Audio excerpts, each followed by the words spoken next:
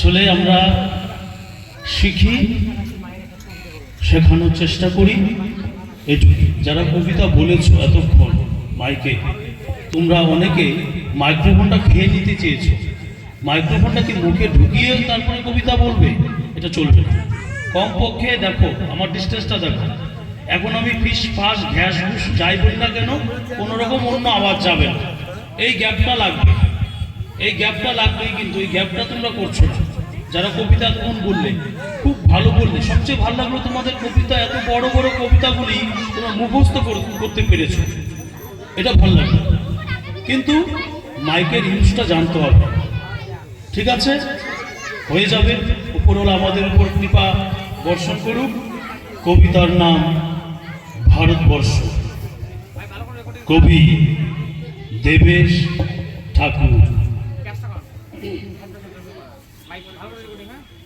ভারতবর্ষ মানে কোনো আর্ট পেপারে আঁকা জল রঙের মানচিত্র নয়।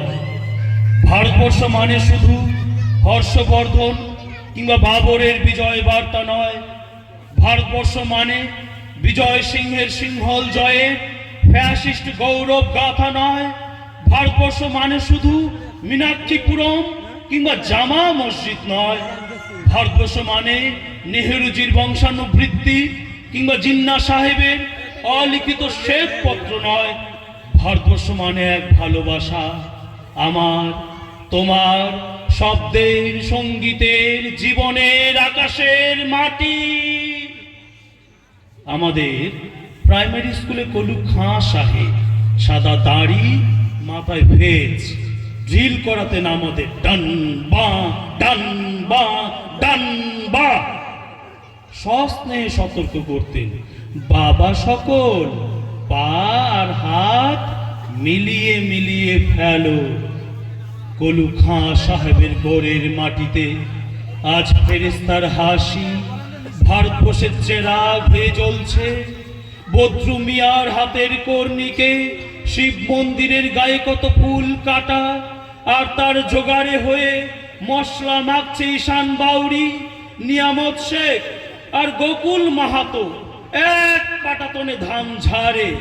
সোনালী গোবিন্দ ভোগে খামারে ঠিকরে পরে সোনালী আলো। পদন মাঝি দাঁড় টানত যুবতী গঙ্গায়, বৈঠা ধরত হোসেনুর মাঝি, সামলে চলো মাঝি। সামুতে কাঁসা খাকির গান, চূড়াবালির চর আর ঘূর্ণি জলের ঘাট। আমার ভারতবর্ষে কোনো গেরুয়া রাজনীতিবিদ কিংবা ইমামের নির্দেশিকা নেই। এখানে কোনো সংহিতা হাদিস ছাড়াই কোজাগরির চাঁদের অকৃপণ আলো পড়ে ঈদগাহর উপর, আর রমজানের চাঁদ তুলসী মঞ্চের গায়ে পূর্ণ আলো দেয়। আমার ভারতবর্ষ মানে রবি ঠাকুরের মধ্যে নজরুল, রবি শঙ্কর আর আলী আকবরের যুগলবন্দি, গণেশ পায়নার মকবুল ফিদার রঙিন ছবি। আমার ভারতবর্ষ মানে লালন ফকিরের গান। আমার ভারতবর্ষে আমি শুনেছি মোহাম্মদ রফির সঙ্গে লতার ডুয়েট, দেখেছি পাল্লা দিয়ে আজাহারের সঙ্গে শচীনের দৌড়, খেলার মাঠের প্রান্তে দাঁড়িয়ে শুনেছি নইমুদ্দিনের তদারকি চিৎকার, বিজয় নাকিল কুলজিৎ বাইচুং, মাঠটাকে আরো বড় কর। মাঠ দিন দিন ছোট হয়ে যাচ্ছে, মাঠটাকে আরো বড় করা দরকার, অনেক অনেক অনেক বড়।